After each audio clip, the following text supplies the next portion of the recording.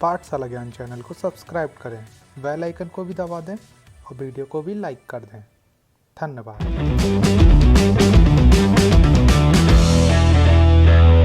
चलिए स्वागत करते हैं आप लोग का पार्ट 3 में। पार्ट 3 क्या कह रहा है देखो जरा।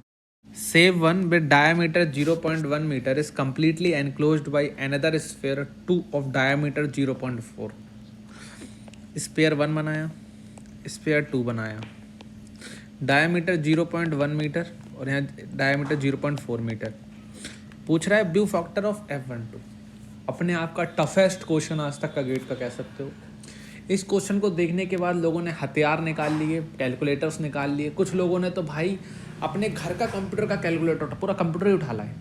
इतना टफ क्वेश्चन था भाई। लोगों ने इतना गलत किया, ऐसे भर भर के इतना गलत किया। देखिए इसमें क्या पूछा है। F1 से 2, 1 से 2 तक का फैक्टर पूछा है, ना कि F2 से 1 पूछा। F1 से 2 अगर देखोगे तो सारी की सारी ही 2 में चली गई है। मतलब कंप्लीटली इसका आंसर सिंपल 1 आने वाला है। सिंपल, बहुत आसान क्वेश्चन। लोग F21 निकाल के चले आए F12 निकालने की जगह। अगला क्वेश्चन देखो। A rigid triangular body PQR with slides of equal length 1 metre unit moves on a flat plane at the instant shown equal QR is parallel to the X axis. ठीक है, ये QR X axis के parallel, इसके component एक BR है velocity, R direction, ये यहाँ पे VP है हॉरिजॉन्टल डायरेक्शन में। QR is parallel to the X axis and the body moves such the velocity of P and R are BP and VR in the XY direction. The magnitude of the angular velocity of the body is, angular velocity बताना है body की। तो simple देखो कैसे निकालोगे, आगे देखो। आपको पता है कि अगर ये डिस्टेंस A दिया हुआ है, तीनों सेम डिस्टेंस हैं, तो ये डिस्टेंस भी A है, तो ये A/2 होगा। ये A है तो ये कितना हो जाएगा, √3 A/2 हो जाएगा। √3 A/2 हो गया, है ना। अब आपको पता है अगर एंगुलर वेलोसिटी कांस्टेंट है पूरी रिजिड प्लेट के लिए, तो एंगुलर वेलोसिटी होती क्या है, V/R होती है ना, या V = R⍵ होती है। और अगर ये कांस्टेंट है पूरी प्लेट के लिए, तो इस वाली वेलोसिटी का भी V/R निकालो, इसका भी V/R निकालो। तो VP/R, R मतलब जिसकी डिस्टेंस है, उसकी परपेंडिकुलर डिस्टेंस है, तो ये √3 A/2 है, √3 A/2।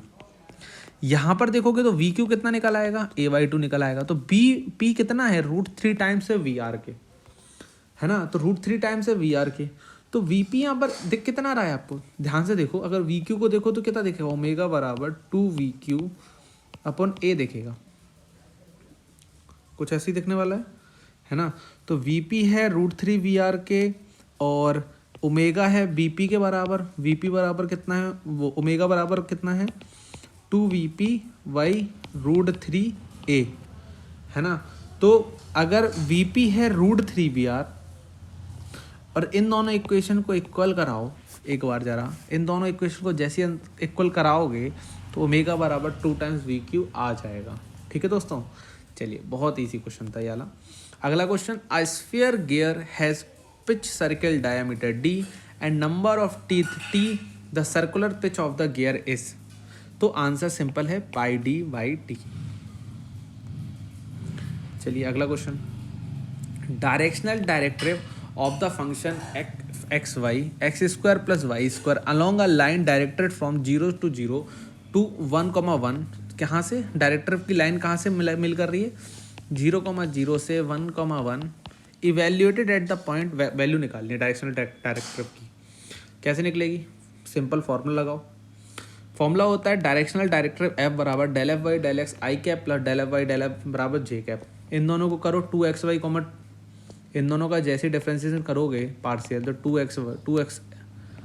2x और 2y आ जाएगा कि नहीं आ जाएगा। 2x 2y में वैल्यूज रख दो 1,1, तो कितनी वैल्यू आ गई, 2y + 2j। लाइन जॉइनिंग क्या होती है, ए वेक्टर लाइन जॉइनिंग होता है 0 to 1,1। ठीक है, तो 1 i कैप और 1 j cap, i + j cap आ गया।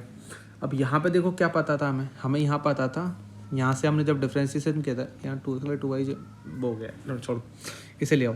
2x side 2yj i, j, और इसका क्या होता है, हमें जो परपेंडिकुलर n कैप निकालते हैं वो क्या होता है, a direction upon mod a। तो mod a निकाला √2, मल्टीप्लाई कराया 2x + 2y = √2 @ 1,1। चाहे वो यहाँ से भी कर लेते एक्स कॉमा वाई की जगह, अगर अपन 1 कॉमा पहले भी रख चुके तो कोई फर्क नहीं पड़ने वाला है ना। नहीं तो लोग उसी में कंफ्यूज हो गए, सर ने गलत बता दिया था स्टार्टिंग में, 4/√2 2√2। ठीक है। Hardenability of the steel is measures of, hardenability को आप हार्डनेस से मतलब मत सोचिए। देखिए हार्डनेस नहीं होती हार्डनेबिलिटी, हार्डनेबिलिटी होती है क्विंचिंग से रिलेटेड होती है कहीं ना कहीं, कि मतलब कितनी देर तक, मतलब टाइमिंग पे डिपेंड करता है कि हम कितनी देर तक उसे क्विंच करें कि वो हार्ड हो जाए मटेरियल, है ना। It is nothing but the depth to which required hardening is obtain when it is austenitized then quenched. ठीक है, सिर्फ क्विंचिंग के लिए पैरामीटर के लिए होता है ये।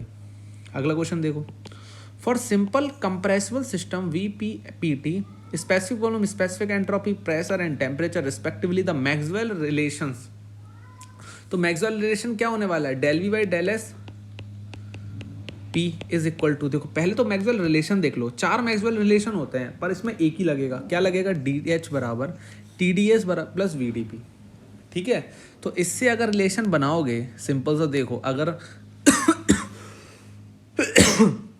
वेरी सिंपल है, देखो ये V आ रहा है, ये DS आ रहा है, ये P आ रहा है, ये T आ रहा है, सॉल्व करो यही वाला रिलेशन बन के आएगा, del V by del S at constant pressure और del T by del P at constant entropy.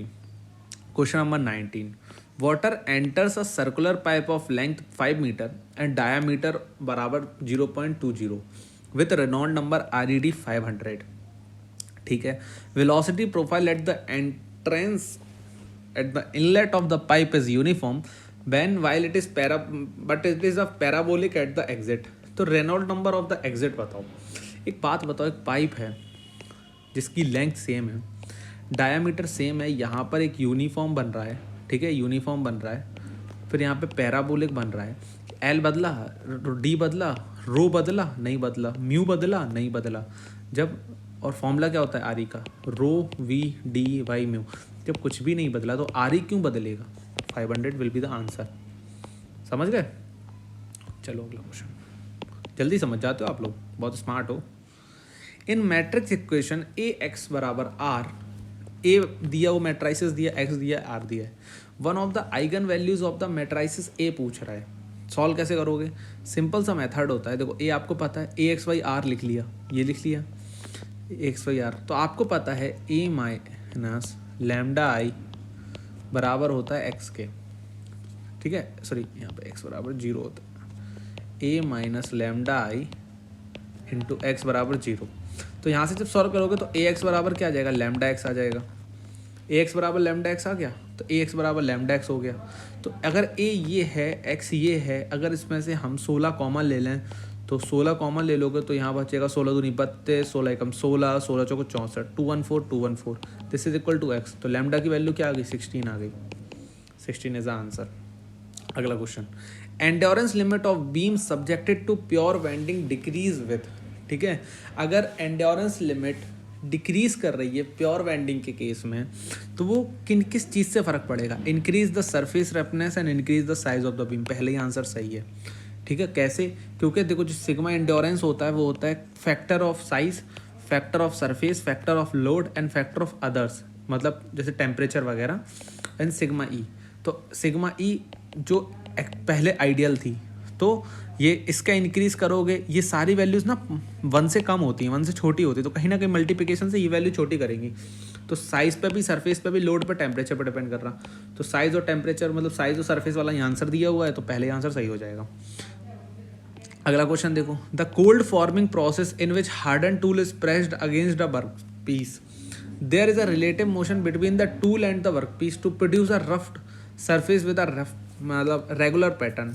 तो इसका आंसर याद रख लो, नर्लिंग, ठीक है, इसका आंसर होता है नर्लिंग। क्या होता है नर्लिंग में? हम लोग लेथ मशीन में क्या करते हैं, हम लोग टूल और जो वर्क स्पेस होता है या जो वर्क होता है उसके ऊपर हम लोग डायमंड शेप के इस तरीके से, इस टाइप के एक पैटर्न को फॉर्म करते हैं, इस पैटर्न को बनाते हैं हम लोग, तो ये नर्लिंग से बनता है, ठीक है, स्पेशल टाइप ऑफ पैटर्न बनता है। तो चलिए अगला question, if x is the mean of the data 3x 2, 4, what is the mode of mode is, ठीक है, मीन क्या है, 3x2 का 4 है, मतलब 3 + x + 2 बराबर 3 बराबर 4 है ना, 3, x + 2, x is the mean, sorry x is the mean, तो ये +4 बराबर x आ गया, ठीक है। तो ये हो गया 3x और यहाँ पर हो गया 4 + 6 9 + x, तो ये हो गया 9 + x। तो इसमें से घटा दिया तो ये हो गया, रुकिए एक स्मॉल सी कहीं मिस्टेक है, sorry.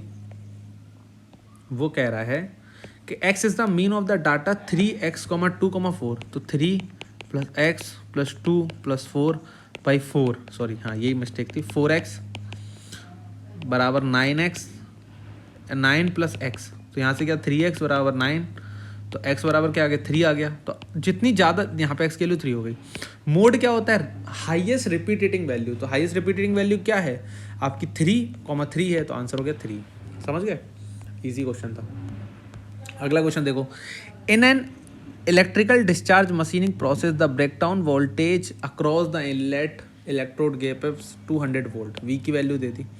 Capacitance of the RC circuit is 50 mu F, the energy released per spark the EIEG, तो क्या होता है फॉर्मूला हमारे एनर्जी रिलीज का हाफ CV², तो हाफ इंटू 50 इंटू 10⁻⁻6 इंटू आपके 200 का स्क्वायर है ना। तो आपका यहाँ से आंसर कितना निकल आने वाला है, 1 joule will be the answer. आशा करता हूँ आप लोगों को अभी तक का ये पार्ट अच्छा लगा हो। अगर अच्छा लगा हो तो आप अपना लाइक शेयर सब्सक्राइब हमारे लिए मार दीजिएगा।